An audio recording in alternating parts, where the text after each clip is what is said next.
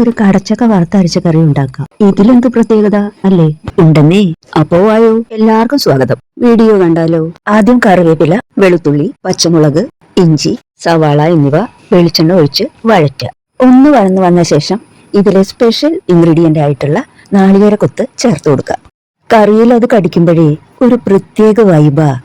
ഇനി ഇതുപോലെ അരിഞ്ഞു വെച്ച കടച്ചക്ക കഷ്ണങ്ങൾ ഇട്ടുകൊടുക്കുക. ഒന്ന് ഇളക്കിയ ശേഷം മൂടി വെച്ച് വേവിക്കുക. ഇവിടെയാണ് ഞാൻ പറഞ്ഞ സീക്രട്ട് മിക്സിംഗ്. ഈ സമയം കടച്ചക്ക ഒന്നും വാടിയാൽ മതി. സാധാരണ നമ്മൾ പച്ചയ്ക്ക് മസാലപ്പൊടികൾ ചേർക്കാറില്ല. ഇതാണ് വറുത്തരച്ചിട്ട് നമ്മുടെ കറി ബ്രൗൺ ആകാത്തത്.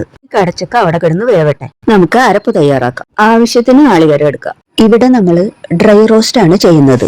ദേ ഇത്രയ്ക്ക് പെരിഞ്ചീരകവും കറിവേപ്പിലയും ചേർത്ത് കൊടുക്കുക. ഇപ്പോൾ 2 സ്പൂൺ മല്ലിപ്പൊടിയും കുറച്ച് മുളക് പൊടിയും ചേർത്ത് കൊടുക്കുക. നോക്കൂ, തേങ്ങ ഇങ്ങനെ മൊരിഞ്ഞ് ക്രിസ്പിയായി വരണം. ഇനി സ്മൂത്ത് പേസ്റ്റായി അരച്ചെടുക്കാം. ദാ ഇതുപോലെ. ഇനി കടച്ചക്ക എന്തായി നോക്കാം. പാകത്തിന് ഉപ്പിടാൻ മറക്കണ്ട. ഒന്ന് ഇളക്കി നോക്കാം. കടച്ചക്ക നന്നായി ഇതുപോലെ വെന്ത് വരണം. ഇനി അരപ്പ് ചേർക്കാം.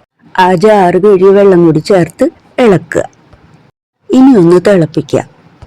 ഒന്ന് ടേസ്റ്റ് നോക്കട്ടെ. ഉപ്പിത്തിരി പോരാ. ഒരു ദിവസം മീനങ്ങോട്ട് വേണ്ടാന്ന് വെച്ച് ഇതുണ്ടാക്കുക. ഇത്ര കളിച്ചാൽ മതി. ഒന്നിരുന്നപ്പോ കളർ കണ്ട. ഇനി കുറച്ചുകൂടി കറിവേപ്പില ഇട്ട് കൊടുക്കാം. അവസാനമായിട്ട് നമ്മുടെ താളിപ്പ്. കുറച്ചധികം ചുവന്നുള്ളി കറിവേപ്പില എടുത്തോളൂ.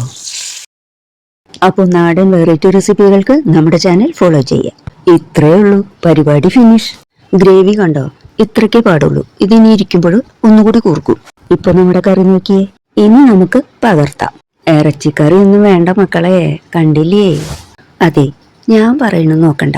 കണ്ടിട്ട് നിങ്ങൾക്ക് എങ്ങനെ തോന്നുന്നു? സത്യസന്ധമായി അഭിപ്രായം പറയും. വീഡിയോ നിങ്ങൾക്ക് ഇഷ്ടായോ?